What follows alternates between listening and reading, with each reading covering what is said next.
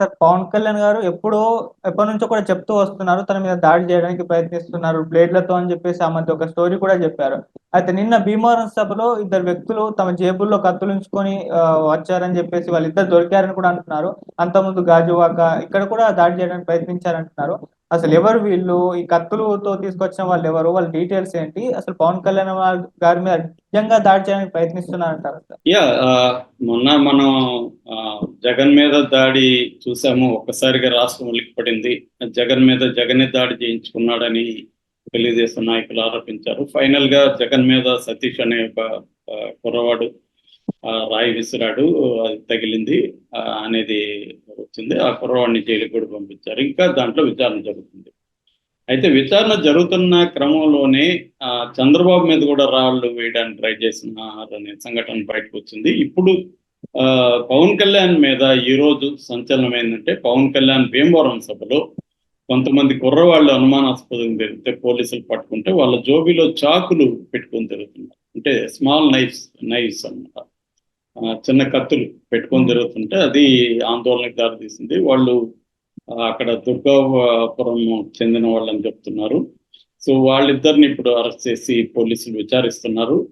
అదుపులోకి తీసుకొని వాళ్ళిద్దరు ఎవరు, కత్తులు ఎందుకు పెట్టుకుని జరుగుతున్నారు అంటే వాళ్ళకిద్దరికి ఏమన్నా పవన్ కళ్యాణ్ మీద దాడి చేయాలనే ఉద్దేశం ఉందా? ఎందుకంటే గాజువాకలో గతంలో పవన్ కళ్యాణ్ మీద దాడి జరగడం చూసాము, విజయవాడలో చూసాము. ఆ మధ్య కూడా పవన్ కళ్యాణ్ నా చుట్టూ బ్లేడ్లతో కోస్తున్నారు, నన్ను నా సెక్యూరిటీని బ్లేడ్లతో కోస్తున్నారు కొంతమంది, అందుకని నేను అందరితో సెల్ఫీలు అవి తీసుకోలేకపోతున్నాను, షేక్ హ్యాండ్లు ఇవ్వలేకపోతున్నాను అని ఆరోపణ చేశాడు. అప్పుడే ఆయన కాంక్రీట్గా బ్లేడ్లతో కోస్తుంటే మరి సీసీ కంప్లైంట్ ఎందుకు ఇవ్వలేదు, పోలీస్ కంప్లైంట్ ఇవ్వాలి కదా అన్న ప్రశ్నలు వచ్చాయి. పోలీస్ కంప్లైంట్ ఇవ్వకుండా ఎందుకు ఆరోపిస్తున్నారని. సో ఇప్పుడు ఇది చాకుల బ్యాచ్ కలకలం తీసింది. ఈ చాకులో వాళ్ళు ఎవరై ఉంటారు? మామూలుగా ప్రత్యర్థులు అంటే వైసీపీ వాళ్ళు ఏమన్నా కొంతమందిని ఇలా చాకుల బ్యాచ్ని పిలిపించి పంపించారా? వాళ్ళ ఉద్దేశం ఏంటి? పవన్ కళ్యాణ్ గాయపరచడమా, లేకపోతే ఏమన్నా ఉద్దేశం ఉందా అనేది తేలాలి. రెండోది, కొంతమంది రౌడీ పిల్లలు మామూలుగానే వాళ్ళు కత్తులు పెట్టుకొని తిరుగుతుంటారు. ఎందుకంటే వాళ్ళ మీద ఎవరైనా అటాక్ చేసే అవకాశాలు ఉంటాయి.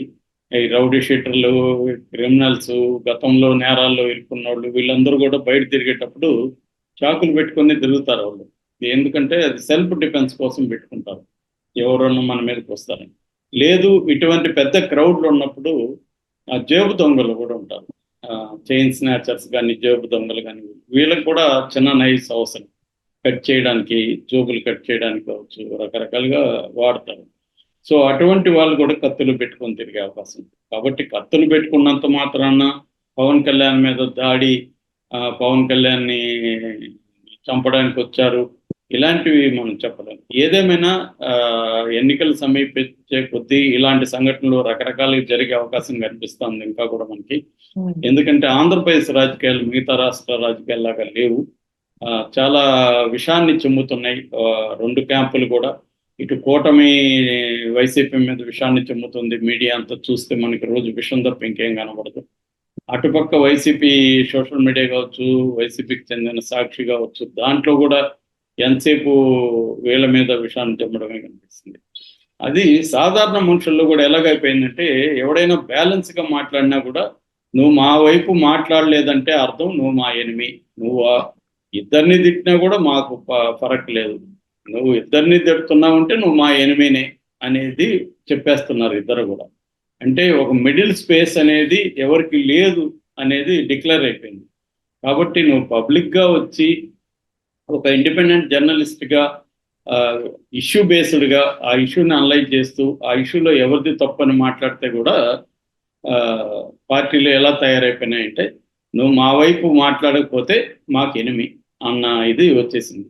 సో దీనివల్ల ఏమవుతుందంటే, ఒక ప్రజాస్వామ్యంలో ఎప్పుడూ కూడా ఇండిపెండెంట్ జర్నలిజం అనేది చాలా ఇంపార్టెంట్. అంటే ఎవరి సైడ్ తీసుకోకుండా మాట్లాడడం అనేది అవసరం. అట్లాగే ఎవరి సైడ్ తీసుకోకూడదంటే అర్థం ప్రతి దాంట్లో ఎవరు తప్పు లేదని కాదు, ఆ ఇష్యూలో ఎవరిది తప్ప కూడా చెప్పగలగాలి. అప్పుడు ఒక సైడ్ తీసుకున్నట్టే అనిపిస్తుంది అవతల. ఇప్పుడు ఒక విషయంలో నేను చంద్రబాబు క్యాంప్ తప్పు చేసింది అన్నాను అనుకో, తెలుగుదేశం క్యాంప్కి నా మీద కోపం వస్తుంది. నువ్వు పేటిఎం డాగ్, నువ్వు ఇంకోటి ఇంకోటి అని వాళ్ళు మాట్లాడతారు. అదే నేను జగన్ ఇక్కడ తప్పు ఉంది, జగన్ తప్పు చేశాడని మాట్లాడానుకో, వీడు బులుగుడు, ఇది ఎల్లో బ్యాచ్, వీడు చంద్రబాబు నాయుడు బ్యాచ్ అని వాళ్ళు అంటారు. సో ఇది అంటే ఒక ఇండిపెండెంట్ గా ఉండగలగడం, తప్పుని ఎవరు తప్పు చేసినా చెప్పగలగడం అనేది ఇవాళ డెమోక్రసీలో ఇంపార్టెంట్. అది పోయింది అనమాట ఆంధ్రప్రదేశ్ రాజకీయాల్లో. అంతగా హేట్రెడ్ ని పెంచేశారు. సో ఈ క్రమంలో ఇంకా నేను చాలాసార్లు చెప్తున్నాను, చాలా వైలెన్స్ జరిగే అవకాశాలు కనిపిస్తున్నాయి ఎలక్షన్ దగ్గరకు వచ్చే కొద్దీ. నిన్ననే మనం చూసాము, నిన్నగా ఈ రోజు మార్నింగ్ ఢిల్లీలో ఒక అమ్మాయి చేయి కోసుకుంది, కోవిరి లక్ష్మి అనే అమ్మాయి బొట్టన వేలు, ఎడమ చేతి బొట్టన వేలు కోసుకుంది. సో అది కూడా కొంత విచిత్రంగా ఉంది. ఎందుకంటే ఆమె ఏమి నిర్దిష్టంగా చెప్తున్నది ఏంటంటే, ఆ గ్రామంలో ఏదో పత్తిపాడు నియోజకవర్గంలో అరాచకాలు జరిగాయని. మరి ఏం జరిగాయి ఏంటి, ఇక్కడ ఎందుకు చెప్పలేదు, ఇక్కడ మీడియాలో ఎందుకు అవి రాలేదు, ఇక్కడ ఏం చేసింది, ఢిల్లీలో పోయి కోసుకోవాల్సిన అవసరం వచ్చింది, ఇదంతా కూడా ఏమన్నా దీని వెనక ఏదన్నా వ్యవహారం ఉందా అనేది కూడా డౌట్లు వస్తుంది. అంటే ఈ రకంగా ఇప్పుడు పవన్ కళ్యాణ్, గతంలో కూడా పవన్ కళ్యాణ్ దాని మీద దాడులు జరుగుతున్నాయని ఆరోపిస్తున్నాడు. పవన్ కళ్యాణ్ ఎప్పుడైనా కూడా అతను కంప్లైంట్ ఇవ్వడు పోలీసులకి, ఆరోపిస్తూనే ఉంటాడు ప్రతిసారి. అది ఒక విచిత్రమైన వ్యవహారం. డెమోక్రసీలో ఆరోపణలు ఎవడు నమ్మడు.